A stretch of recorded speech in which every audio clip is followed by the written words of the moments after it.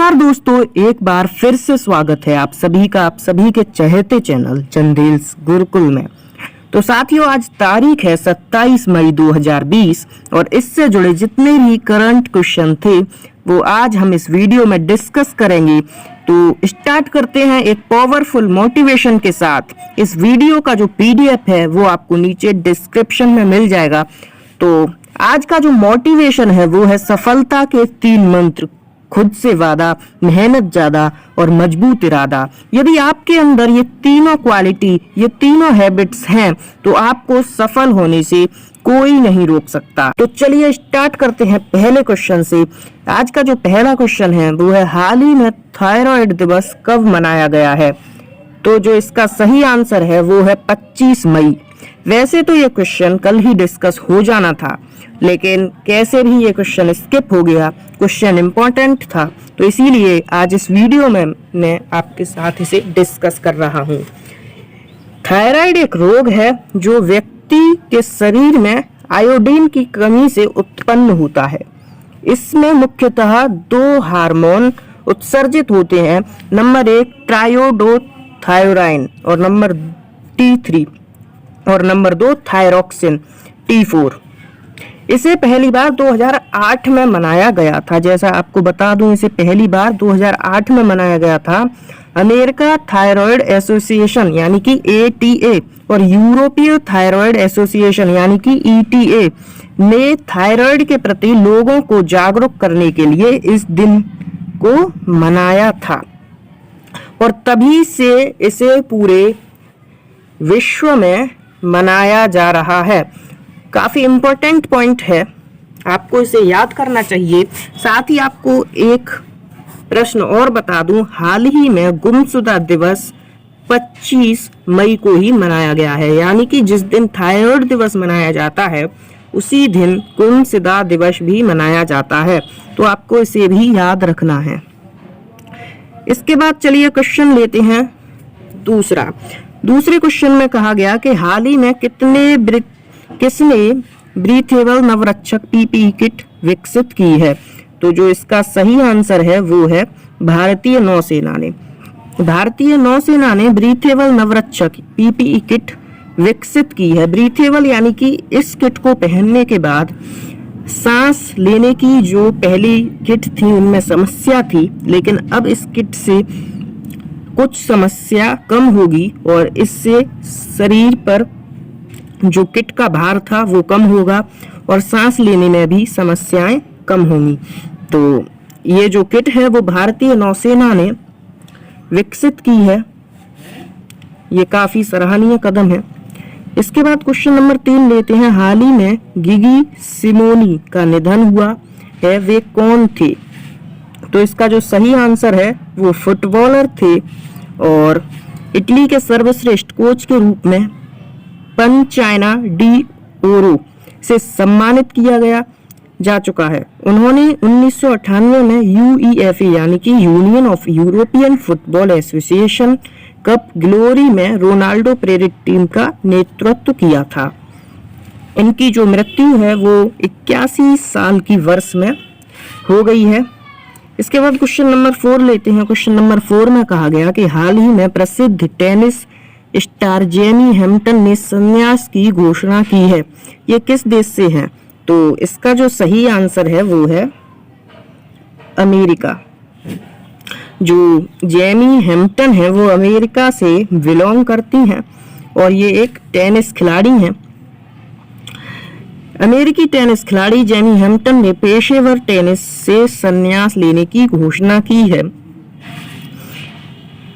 इसके बाद जो अमेरिका की राजधानी है वो है DC वॉशिंगटन। सबसे बड़ा नगर जो अमेरिका में सबसे बड़ा नगर है वो है न्यूयॉर्क। राष्ट्रपति हैं यहाँ के डोनाल्ड ट्रंप और उपराष्ट्रपति हैं माइक पेंस। आपको मैप में यहाँ अमेरिका शो हो रहा होगा। तो ये अमेरिका है।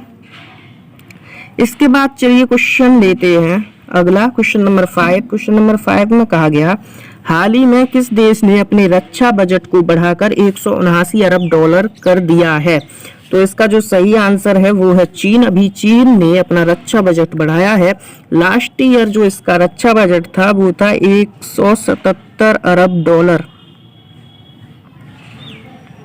लेकिन इस साल चीन ने अपना रक्षा बजट बढ़ाकर 179 अरब डॉलर कर दिया है। जो चीन से जुड़ी अभी रिसेंट ही न्यूज है वो है सिंगयुन 201 और 202 नामक दो उपग्रह यानी कि सैटेलाइट लॉन्च किए हैं चीन ने। पहला मंगल मिशन तियानवेन, चीन ने अभी पहला मंगल मिशन तियानवेन यानी कि ये जो किया है वो था 5 मई को। इसके बाद जो लॉन्ग मार्च 5 रॉकेट एक टास्क है, इसे कंप्लीट किया है। इसके बाद 2022 में एशियन पैरा गेम्स जो चीन में गेम्स होंगे वो 2022 में चीन में होंगे एशियन पैरा गेम्स यानी कि FEI। और 5वां पॉइंट, नई डिजिटल करेंसी। चीन ने अभी हाल ही में नई डिजिटल करेंसी लॉन्च की है जिसका नाम है डिजिटल करेंसी इलेक्ट्रॉनिक पेमेंट। इसके बाद क्वेश्चन नंबर 6 में कहा गया कि मई 2020 में किस देश की प्रो रेसलर यानी कि पहलवान और टीवी स्टार हाना किमुरा का निधन हो गया। तो जो इसका सही आंसर है वो है जापान। जापान की जो प्रो रेसलर और टीवी स्टार थी किमुरा, उनका निधन हो गया है। मई 2020 में जापान की प्रो रेसलर जैसा कि अभी बताया और टीवी स्टार हाना किमुरा का निधन हो गया है। 22 वर्षीय हाना किमुरा ने नेटफ्लिक्स यानी कि एक web series platform reality show में टेरेस हाउस टोक्यो में भी हिस्सा लिया था। तो इस पॉइंट को आपको याद रखना है, काफी इंपॉर्टेंट पॉइंट हो जाता है ये। इसके बाद क्वेश्चन नंबर 7 को डिस्कस करें तो मई 2020 में किस देश ने अपने पहले मानव रहित ड्रोन हेलीकॉप्टर का परीक्षण किया है।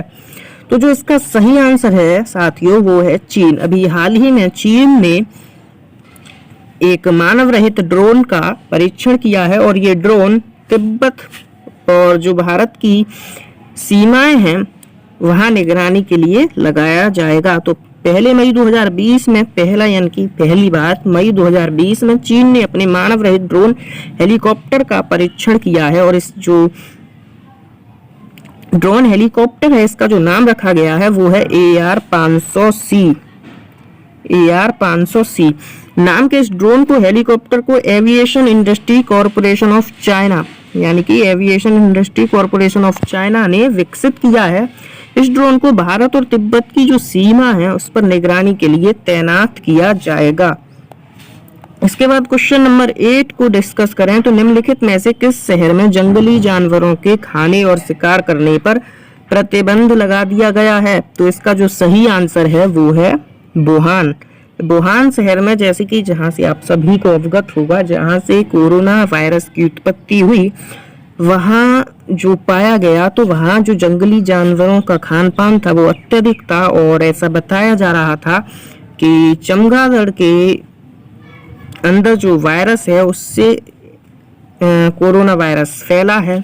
तो इसी के चलते वुहान शहर से ही कोरोना वायरस पूरी दुनिया में फैला। जैसा कि अभी बताया, सरकार द्वारा जारी नोटिस के अनुसार जंगली जानवरों के सेवन पर प्रतिबंध संबंधी यह नई नीति अगले 5 साल तक लागू रहेगी।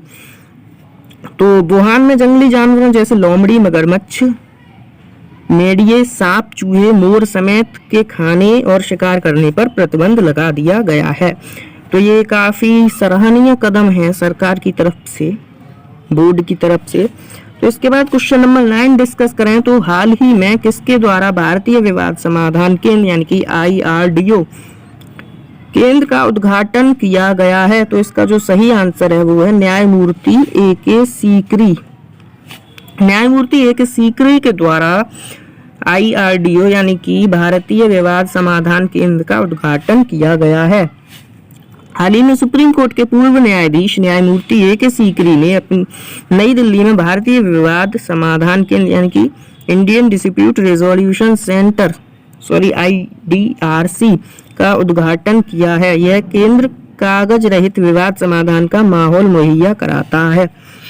तो आपको एक पॉइंट यहाँ ये याद रखना है कि ये कागज रहित विवाद समाधान माहौल मुहैया कराता है, यानी कि नॉन पेपर वर्किंग जो भी यहाँ पर विवाद आते हैं वो सॉल्व किए जाते हैं। इसकी जो फुल फॉर्म है इंडियन डिस्प्यूट रेजोल्यूशन सेंटर यानी कि IDRC, में तब से IDRO बोल रहा था, तो वो मैं किसी और की फुल फॉर्म बोल रहा था, मुझे ध्यान नहीं था। और यहाँ का जो मुख्यालय है वो नई दिल्ली है। यहाँ के अध्यक्ष हैं मेहर S राठी, यहाँ के जो अध्यक्ष हैं। इसके बाद हाल ही में भारत ने निम्नलिखित में से किस देश को एक सैन्य युद्ध खेल केंद्र स्थापित करने की मदद की है? तो इसका जो सही आंसर है वो है युगांडा। युगांडा से भारत ने मिलकर जो भारत का सैन्य युद्ध नीति है उसके अनुसार एक युगांडा के साथ खेल स्थापित करने में उसकी मदद की है। भारतीय सैन्य परीक्षण दल की मदद से युगांडा में इंडियन एसोसिएशन एविएशन जिंजा जिले में एक सैन्य युद्ध खेल केंद्र स्थापित किया गया है। वॉर गेम सेंटर का नाम इंडिया रखा गया है। ये आपको काफी इंपॉर्टेंट पॉइंट है, इसे याद रखना है। 1 बिलियन में से अधिक, यहाँ से आएगा, ये मिस्टेक है।